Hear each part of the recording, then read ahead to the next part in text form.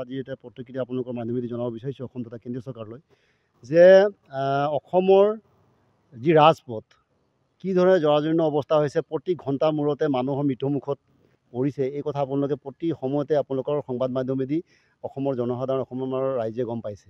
আমি এইখিনিতে আপোনালোকৰ মাধ্যমেদি এটা কথা জনাব বিচাৰিছোঁ, মাননীয় মুখ্যমন্ত্ৰী আৰু টুল গেটৰ মালিক মাননীয় মুখ্যমন্ত্ৰী, জনপ্ৰিয় মুখ্যমন্ত্ৰী আমাৰ হিমন্ত বিশ্ব শৰ্মা ডাঙৰীয়া সেইদিনা ছাত্ৰ সন্থাৰ ৰাজ্যিক ভিত্তিত আমাৰ সম্বৰ্ধনা অনুষ্ঠান গুৱাহাটী মাছখোৱাত আমি অনুষ্ঠিত কৰিছিলোঁ। আৰু সমগ্ৰ অসমৰ আমাৰ ছাত্ৰ ছাত্ৰীসকলে, শ্ৰমিকৰ সন্তানসকলে আমি প্ৰতি বছৰে সেইসকলৰ উৎসাহিত কৰিবৰ কাৰণে প্ৰতিগৰাকী ছাত্ৰ ছাত্ৰীসকলক মেট্ৰিক আৰু হায়াৰ ছেকেণ্ডেৰী উত্তীৰ্ণ হোৱা ল'ৰা ছোৱালীখিনিক আমি গুৱাহাটী মাছখোৱাত আমি অভিনন্দন অনুষ্ঠানৰ যোগেদি তেখেতলোকক উৎসাহিত কৰাৰ এটা ব্যৱস্থাপনা আমি তাত ঠিক কৰোঁ। আৰু সেইদিনা 15 তাৰিখে আমাৰ ছাত্ৰ ছাত্ৰীসকলে গুৱাহাটীলৈ গৈছিলে।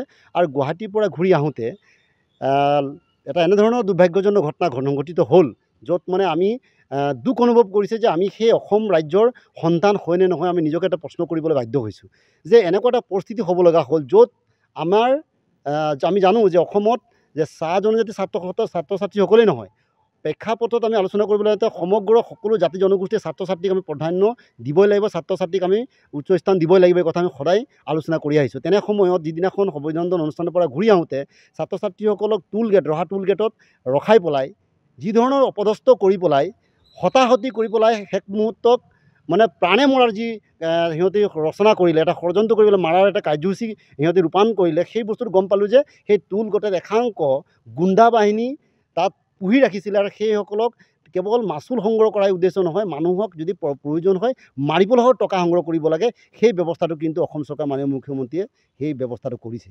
আমি কিন্তু ধিক্কাৰ জনাইছোঁ। আমি লজ্জিত অনুভৱ কৰিছোঁ যে চৰকাৰখনে মাচুল সংগ্ৰহ কৰাৰ নামত কিমান তল পৰিব পাৰে এই কথা কিন্তু উপলব্ধি কৰিছোঁ। আজি মাচুল সংগ্ৰহ কৰাটো তেখেতলোকৰ নীতি নিৰ্দেশনা আছে, কৰক, আমাৰ আপত্তি নাই। কিন্তু মাচুল সংগ্ৰহ কৰাৰ লগতে অসমৰ উন্নতিৰ পথটো হৈছে মেইন হৈছে ৰাজ্যিক পথ, য'ত নেকি আজি জৰাজীৰ্ণ অৱস্থা হৈছে, মানুহ মৃত্যুমুখত পৰিছে। আজি তাৰিখলৈকে কিন্তু ৰাষ্ট্ৰীয় ঘাইপথটো সম্পূৰ্ণ হৈ নুঠিল। তেখেতলোকে গাদীত অহাৰ আগতে কৈছিল যে আমি যিটো ৰাষ্ট্ৰীয় ঘাইপথ, সেই ৰাষ্ট্ৰীয় ঘাইপথ আমাৰ সুদূৰ অসমৰ আৰম্ভণি, আমাৰ যদি ধৰোঁ সেই গুৱাহাটীৰ আৰম্ভণি হোৱাৰ পৰা শদিয়ালৈকে এই ৰাজপথ আমি কিন্তু সম্পূৰ্ণভাৱে কৰিম। আজিলৈকে কিন্তু নহ'ল। আমাৰ 4 লেনযুক্ত আজি ঘাইপথ সম্পূৰ্ণ নহ'ল। তাৰ পৰিপ্ৰেক্ষিতত আজি দেখিলোঁ টুল গেটত টকা সংগ্ৰহ কৰাৰ নামত আমাৰ ছাত্ৰ ছাত্ৰীসকলক সেইদিনাত প্ৰায় 3 ঘণ্টা 4 ঘণ্টা ধৰি পেলাই টুল গেটত আবদ্ধ কৰি ৰখা হ'ল, সিহঁতক হাৰাশাস্তি কৰা হ'ল। আৰু আমি গম পাইছোঁ যে আমাৰ ল'ৰা ছোৱালীক কিন্তু সেইদিনা কিন্তু একাংক গুণ্ডা বাহিনীৰ হতুৱাই মাৰিছে।